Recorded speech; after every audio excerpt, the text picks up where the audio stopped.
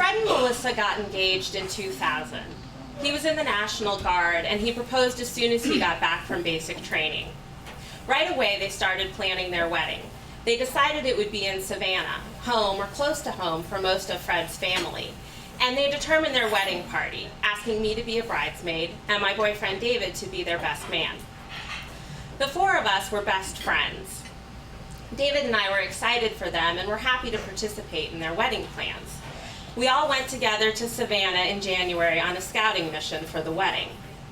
It was a busy 3-day trip packed with meetings, but we had a little time for some fun and sightseeing, including a brief stop at the tacky wonderland that is south of the border. When we got back to Northern Virginia, David started planning the bachelor party, including making custom t-shirts for all the guys that detailed key events from Fred and Melissa's relationship. I bought my bridesmaid's dress and threw a lively, non-traditional wedding shower. David and I had so enjoyed our trip to Savannah that we decided to make a vacation of the wedding. As we shared our plans, Brian, a friend of ours from high school, thought the vacation idea sounded good.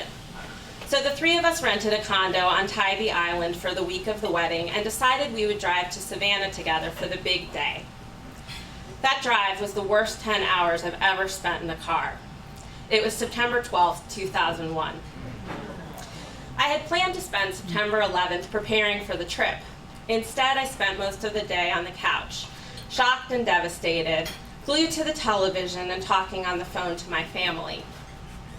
Fred and Melissa had gone down to Savannah a full week before the wedding on September 8th. I thought they would postpone it after the attacks. I hoped they would. I was so upset and I wanted to be close to my family, and I hated that their wedding would be overshadowed by such sadness. Fred called us at about 6 p.m. on September 11th.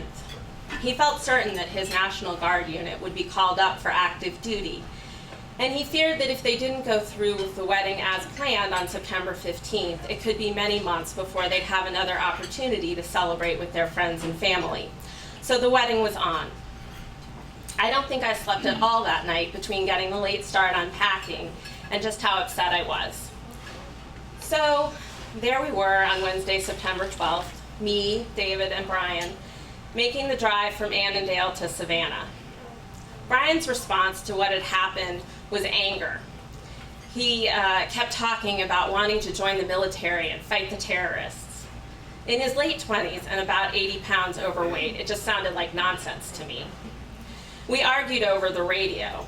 Brian wanted to hear every new detail as it was reported, but hearing the eyewitness accounts and the people frantically searching for their loved ones made my emotions spill out into tears.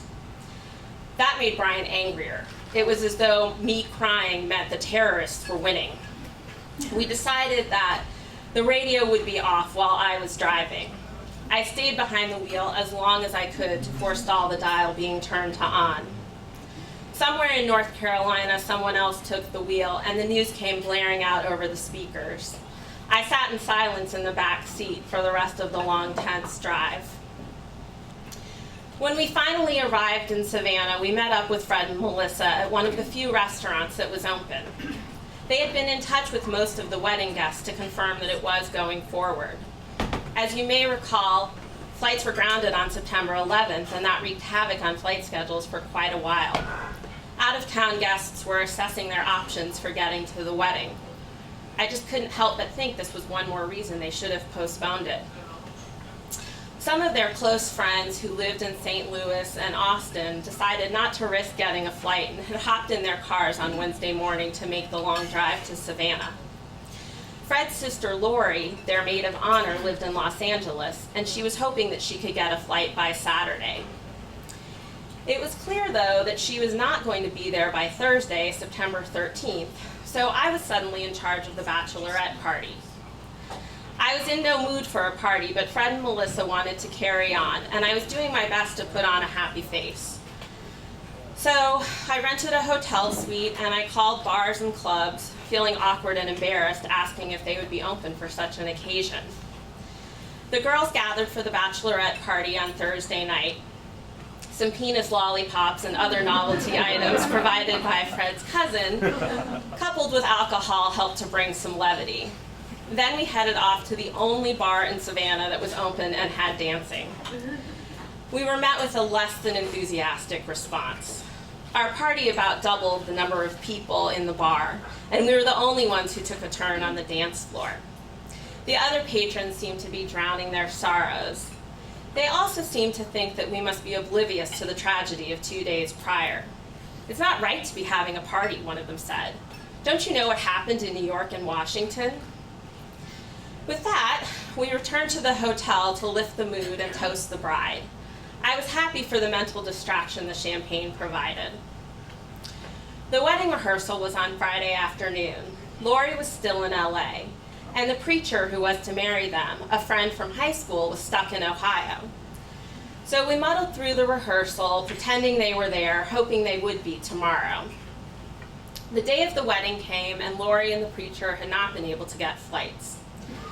The wedding planner had someone in place to marry them. I would stand in as maid of honor, and the wedding would go on. It was a beautiful ceremony in one of Savannah's many public squares. Fred and Melissa exchanged their vows in a gazebo in front of the guests who were able to make it there. When we got to the hotel for the reception, David and I met up with some friends who had just arrived that day.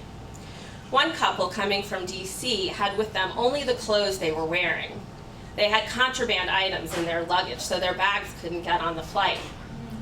The contraband turned out to be their wrapped wedding gift. The reception kicked into full swing, and I remember more details from that night than any other wedding I've attended. The stuffed chicken breast we ate for dinner, the delicate purple and white flowers, the heartfelt and humorous toasts, and the dancing.